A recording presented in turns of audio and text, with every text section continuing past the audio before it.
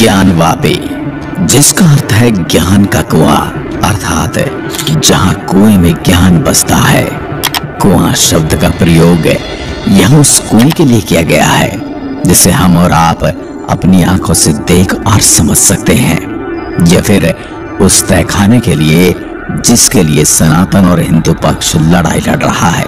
जहां काशी विश्वनाथ मंदिर में मस्जिद की ओर मुंह करके खड़ा नंदी सब कुछ कह रहा है, मगर फिर भी सबूत तो देना ही पड़ेगा।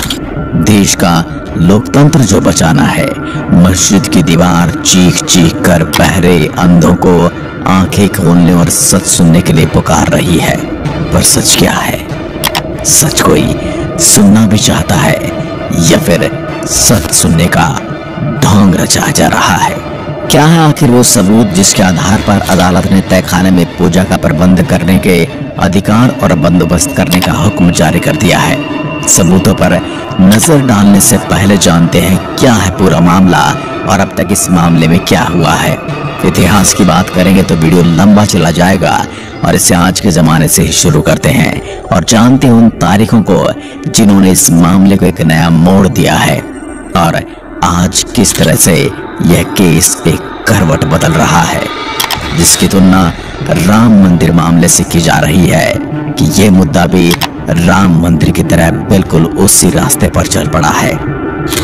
2019 दिसंबर 2019 में अयोध्या राम मंदिर फैसले के करीब एक महीने बाद वाराणसी सिविल कोर्ट में नई याचिका दाखिल करके ज्ञानवापी मस्जिद का सर्वे कराने की मांग की गई।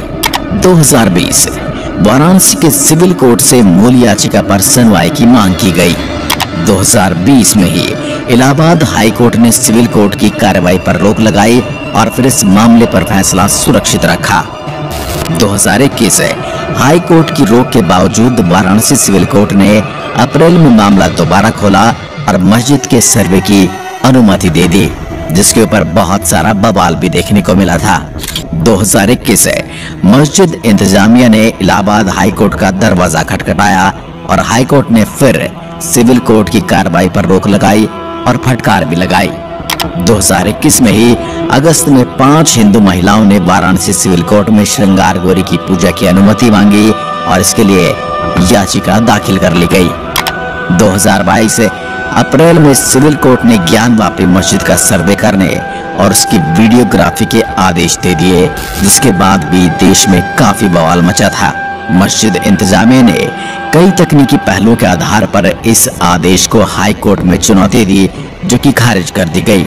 2022 में ही मस्जिद इंतजामिया ज्ञानवापी मस्जिद की वीडियोग्राफी को लेकर सुप्रीम कोर्ट का दरवाजा खटखटाती है, लेकिन यहाँ पर सुप्रीम कोर्ट उन्हें वापस से हाई कोर्ट भेज देता है। 2022 में ही सुप्रीम कोर्ट ने सुनवाई शुरू करने से पहले 16 मई को सर्वे की रिपोर्ट फाइल की गई और वाराणसी सिविल कोर्ट ने मस्जिद के अंदर इस इलाके को सील करने का आदेश दिया जहां शिवलिंग मिलने का दावा किया गया था। वहां नमाज पर भी रोक लगा दी गई। 2022 17 मई को सुप्रीम कोर्ट ने शिवलिंग की सुरक्षा वजू खाने को सील करने का आदेश दिया, लेकिन साथ ही मस्जिद में नमाज जारी रखने की अनुमति दे दी। 2022 20 मई को सुप्रीम कोर्ट ने यह मामला वाराणसी की जिला अदालत में भेज दिया। सुप्रीम कोर्ट ने अदालत से यह तय करने के लिए कहा कि मामला आगे सुनवाई के लायक है या नहीं। 2023 21 जुलाई को बनारस की अदालत ने दिया ASI सर्वे का आदेश। 2023 में ही अगस्त के महीने में इलाहाबाद हाई कोर्ट ने सर्वे की अनुमति दे दी। 2024 में वाराणसी के जिला जज ने ज्ञानवापी की ASI सर्वे की रिपोर्ट मामले से जुड़े सभी पक्षों को सौंपने के आदेश दिए। वाराणसी की एक अदालत ने 31 जनवरी 2024 को बुधवार को हिंदू पक्ष को ज्ञानवापी मस्जिद के व्यास तहखाने में पूजा का अधिकार दे दिया है। कोर्ट के आदेश के बाद हिंदू पक्ष के वकील विष्णु शंकर जैन ने बताया, जिला प्रशासन को 7 दिन के अंदर पूजा करने के लिए इंतजाम करने के लिए कहा गया है। हिंदू पक्ष के वकील जैन ने इस फैसले की तुलना राम मंदिर के ताला खोलने के आदेश से की है और कहा है ये इस मामले का टर्निंग पॉइंट है। हिंदू पक्ष कुछ समय से ज्ञानवापी परिसर में मौजूद एक तहखाने में पूजा का अधिकार मांग रहा था। ये तहखाना मस्जिद परिसर में है। तो आइए जानते हैं उस तहखाने के बारे में जहां हिंदू को पूजा करने का अधिकार मिला है। अपनी याचिका में हिंदू पक्ष ने दावा किया कि परिसर की दक्षिण दिशा में स्थित तहखाने की मूर्ति में पूजा होती थी।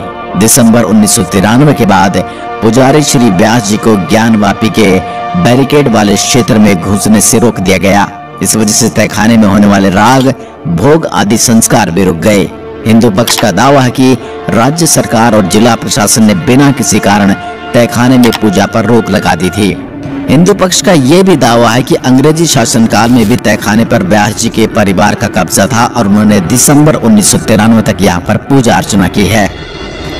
हिंदू पक्ष ने यह भी कहा कि तहखाने का दरवाजा हटा दिया गया और हिंदू धर्म की पूजा से संबंधित सामग्री, प्राचीन मूर्ति और धार्मिक महत्व की अन्य सामग्री तहखाने में मौजूद है। हिंदू पक्ष तहखाने में पूजा का अधिकार जताते हुए कहते हैं, आवश्यक है कि तहखाने में मौजूद मूर्ति की नियमित रूप से पूजा की जाए। अपने मुकदमे में हिंदू पक्ष ने एक रिसीवर को नियुक्त करने की मांग की है जो तहखाने में पूजा करवाने का प्रबंध करेगा। 17 जनवरी 2024 को हिंदू पक्ष की मांग पर वाराणसी के जिला जज अजय कृष्ण विश्वेश ने हिंदू पक्ष की मांग को मानते हुए वाराणसी से जिला मजिस्ट्रेट को ज्ञानवापी मस्जिद में दक्षिण की तरफ मौजूद तहखाने, जिसे विवादित संपत्ति भी कहा जाता है, का रिसीवर नियुक्त किया। कोर्ट ने अपने आदेश में लिखा, रिसीवर जिला मजिस्ट्रेट को निर्देश दिया जाता है कि वादग्रस्त संपत्ति को मजिस्ट्रेट अपनी अभिरक्षा में रखें और सुरक्षित रखें। उसके दौरान उसकी स्थिति में कोई परिवर्तन नहीं होने दें। अब जानते कि इसमें कहां पर है व्यास जी का तहखाना। पहले आपको बताते कि जिस व्यास जी के तहखाने पर हिंदू पक्ष पूजा अर्चना करने की मांग कर रहा है, आखिर वह परिसर नक्शे में कहां है। ज्ञानवापी से जुड़े 1936 के दीन मोहम्मद के मुकदमे में अदालत में दाखिल एक नक्शे में दक्षिण की तरफ अंग्रेजी में लिखा है, व्यास के स्वामित्व में तहखाना। सोमनाथ व्यास ने 1991 में ज्ञानवापी की मिल्कियत के दावे वाले जो वाद दाखिल किए थे, उसमें लगे नक्शे में भी दक्षिण में तहखाने का स्वामित्व है। वादी संख्या 2 के नाम नजर आता है। सोमनाथ व्यास की याचिका के नक्शे में इस तहखाने के ठीक सामने नंदी को दिखाया गया है और उसके दाईं और गौरीशंकर और बाईं तरफ बारादरी है, जिसके परिसर में व्यास जी की गद्दी, एक कुआं, पीपल का पेड़ और विनायक जी को दिखाया गया है और महाकालेश्वर को बारादरी से सटा हुआ दिखाया गया है। नक्शे में ज्ञानवापी परिसर के इर्द गिर्द सारी जमीन पर हिंदू पक्षकारों का कब्जा दिखाया गया है। दीन मोहम्मद के मामले में लगे हुए नक्शे में भी व्यास तहखाने के सामने नंदी, नंदेश्वर और उनके बगल में गौरीशंकर को दर्शाया गया है और बाईं तरफ बारादरी और ज्ञानवापी कूप का परिसर है, जिसमें कुआं और पीपल का पेड़ भी मौजूद है।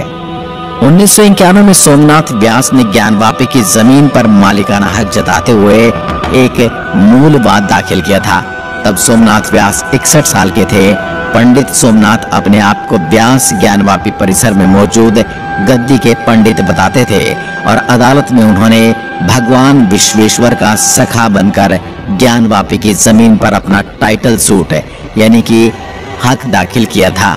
उनका दावा था, प्लॉट नंबर 9130 पर ध्वस्त किए गए आदि विश्वेश्वर के मंदिर का कुछ हिस्सा अब भी बाकी है और अपनी जगह मौजूद है। सोमनाथ व्यास ने अपनी याचिका में लिखा था कि दक्षिण में मौजूद तहखाना पूर्व में रहे मंदिर और उसकी जमीन 1991 में उनके कब्जे में है। इसमें यह भी दावा किया गया था कि हिंदू यहाँ पूजा करते हैं और उसे आदि विश्वेश्वर का मंदिर मानकर उसकी परिक्रमा करते हैं। सोमनाथ व्यास का दावा था क्योंकि ये तहखाना उनके कब्जे में है तो इससे यह साबित होता है कि पूरे प्लाट नंबर 9130 यानी ज्ञानवापी परिसर पर उनका कब्जा है और क्योंकि तहखाने की जमीन उसके नीचे की मिट्टी उनके कब्जे में है तो उस तर्क से उसके ऊपर मौजूद ढांचे यानी मस्जिद पर मालिकाना हक भी उनका और हिंदुओं का है। 7 मार्च 2000 को पंडित सोमनाथ व्यास का निधन हो गया और उसके बाद इस मामले में वादी नुमनेर 5 और अदालत में मुकदमा लड़ने वाले वकील विजय शंकर रस्तोगी स्वयंभू भगवान आदि विश्वेश्वर के सखा बनकर मुकदमा लड़ते आ रहे हैं। मुस्लिम पक्ष का कहना है कि जिस तहखाना में हिंदू पक्ष पूजा करने का अधिकार मांग रहा है उसमें व्यास नाम के परिवार के किसी शख्स ने कभी पूजा नहीं की है और इसलिए दिसंबर 1993 में तहखाने में पूजा रोकने का सवाल ही नहीं उठता। मस्जिद पक्ष का कहना है कि तहखाने में कोई भी तथाकथित मूर्ति नहीं थी। मस्जिद पक्ष इस बात को भी असत्य बताता कि अंग्रेजों के शासनकाल में व्यास परिवार तहखाने में पूजा करता था। मस्जिद पक्ष का यह दावा है कि तहखाने में व्यास परिवार या किसी भक्त ने कभी कोई पूजा नहीं की और उस पर शुरू से ही मस्जिद अपना कब्जा बनाए हुए है। मस्जिद पक्ष का कहना है प्लॉट नंबर 9130 में ज्ञानवापी मस्जिद हजारों सालों से चली आ रही है।